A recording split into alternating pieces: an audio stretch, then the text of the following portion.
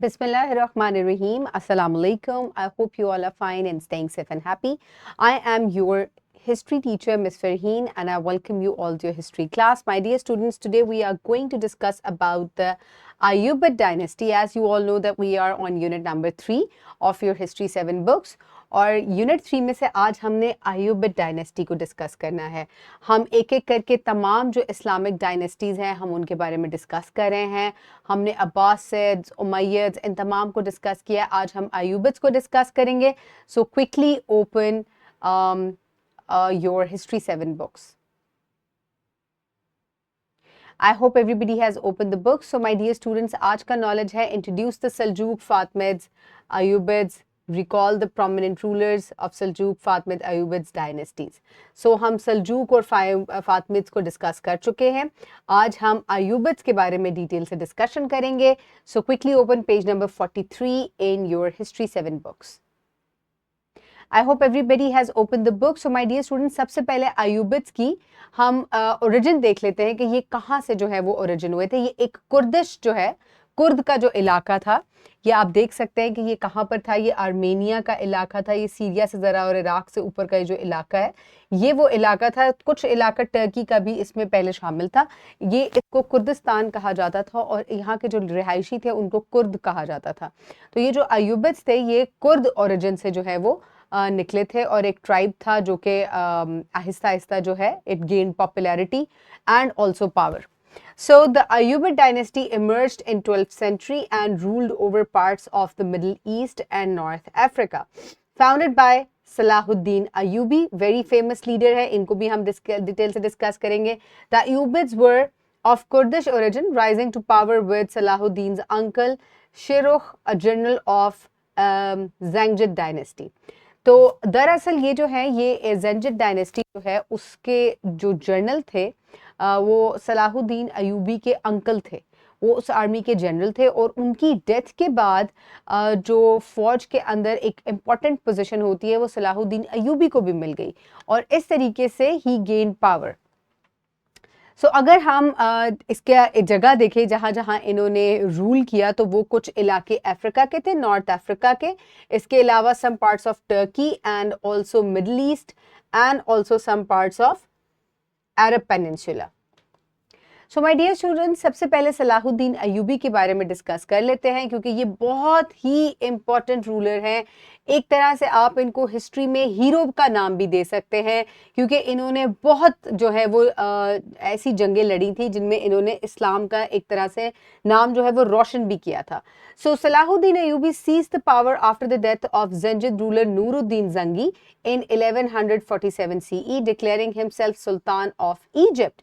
He unified Egypt and Syria under Ayyubid rule, establishing the Ayyubid dynasty. So जो सलाहुद्दीन अयूबी हैं ये जो नूरुद्दीन ज़ंगी हैं ये उनकी फ़ौज के जनरल थे और इसके बाद जब उनकी डेथ हुई तो ही declared himself as the ruler और उसके बाद इन्होंने इजिप्ट के अंदर और तमाम इलाकों में मुसलमानों को एक तरीके से उस वक्त यूनिफाई किया. So Al-Adil, after Salahuddin Ayyubi's death in 1193, his brother Al-Adil briefly succeeded him as Sultan of Egypt and Syria. Al-Adil continued Salahuddin's policies and fought against the Crusaders. However, his reign was marked by internal conflicts with the Ayyubid family. So my dear students, crusaders आगे भी हमने इस chapter में बहुत detail से discuss करने हैं, लेकिन पैलेस्टाइन का जो इलाका है वहाँ फतह जो है वो हासिल की थी सलाहुद्दीन अयूबी ने और इनके बाद जब इनके सलाहुद्दीन अयूबी की डेथ के बाद जब इनके ब्रदर अल-आदिल ने क्राउन संभाला तो उन्होंने भी अपने ब्रदर के फुटस्टेप्स पे चलते हुए क्रूसेडर्स को जो है वो के खिलाफ वो लड़ते रहे और लेकिन कुछ इंटरनल अफेयर्स और फैमिली प्रॉब्लम्स का उनको जो है वो सामना रहा. उसके बाद इसी डायनेस्टी में आ जाते हैं अल-कामिल. Other notable Ayyubid rulers include Al-Kamil, who succeeded Al-Adil and continued the struggle against the Crusaders. So ये जो 12वीं सदी थी इसमें क्रूसेड वॉर्स जो है वो बहुत ज़्यादा जो है वो चल रही थी. तो ये जो रूलर्स हैं इनको मोस्टली इन्हीं किस्म के मसाइल का जो है वो सामना था जो कि मोस्टली क्रूसेड वॉर्स से रिलेटेड हैं. इसको आगे हमने इसी चैप्टर में डिटेल से पढ़ना है अभी. So Salahuddin's role in crusade wars सो कुछ नोटेबल रूलर्स को पढ़ने के बाद अब हम ये देख लेते हैं कि सलाहुद्दीन अयूबी का क्या रोल था क्रूसेड वॉर्स के अंदर. So Salahuddin Ayubi played a significant role in the crusade, especially during the third crusade. So crusade की जो जंगें थी, या ये जो सलीबी जंगें जिनको उर्दू में कहा जाता है, ये कोई एक जंगें नहीं थी, ये मुख्तलिफ अदवार में लड़ी गई थी और ये बहुत लंबे अरसे तक जो है वो लड़ी गई थी. इसकी टाइमलाइन आगे हमने इसी चैप्टर में डिटेल से डिस्कस करनी है, लेकिन सलाहुद्दीन अयूबी का जो रोल है इसके अंदर वो काबिल जिक्र है, और क्योंकि हम अयूबिड डायनेस्टी पढ़ रहे हैं तो जरूर हम इसको एक दफा डिस्कस कर लेते हैं.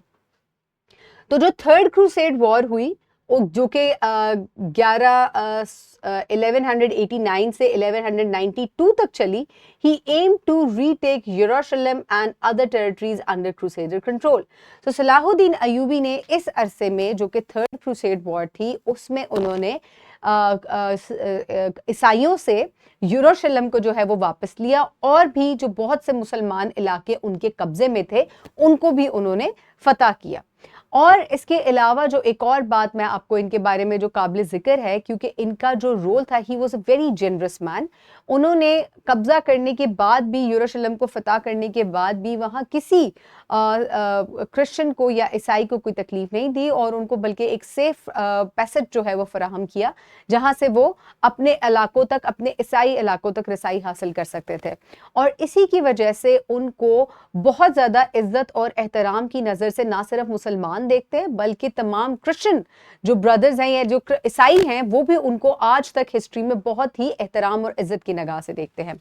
सो बैटल ऑफ हेटिन वो बैटल थी जिसमें उन्होंने यरूशलेम को फतह किया. So in 1187 Salahuddin achieved a major victory at the battle of Hattin, capturing the king of यरूशलेम, Guy of Lusignan and other crusader leaders. This victory paved the way for the conquest of the Jerusalem.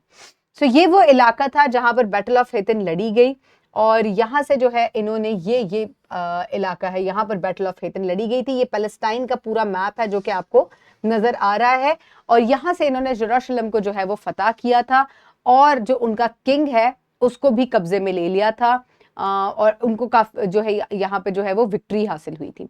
Negotiations and peaceful surrender. Following the Battle of Hittin, Salahuddin force besieged Jerusalem. He negotiated a peaceful surrender, allowing Christian inhabitants to leave in exchange for compensation.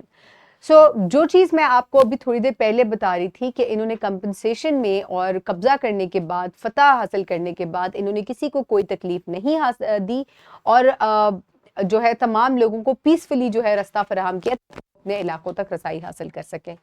So legacy of Salahuddin Ayubi.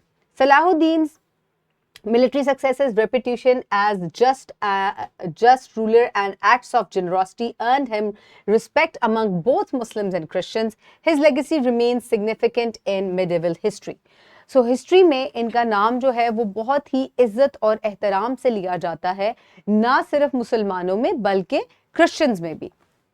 So my dear students, ये थी अयूबिड dynasty जिसमें हमने detail से उनका introduction पढ़ा, उनका rising of power पढ़ा, किस तरीके से दे took the power, and after that we also discussed the prominent leaders and rulers of this dynasty.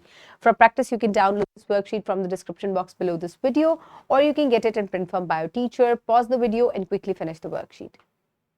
I hope everybody has finished the worksheet. For your homework, you will complete skill 3.1 part C, जिसमें आप अयूबिड dynasty के से related जो worksheet है आप QR code scan करने पे आपको मिल जाएगी.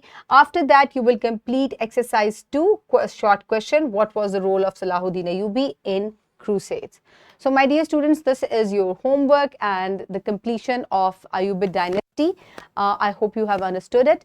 Keep everybody around you safe. Have a good day. Thank you so much, and Allah Hafiz.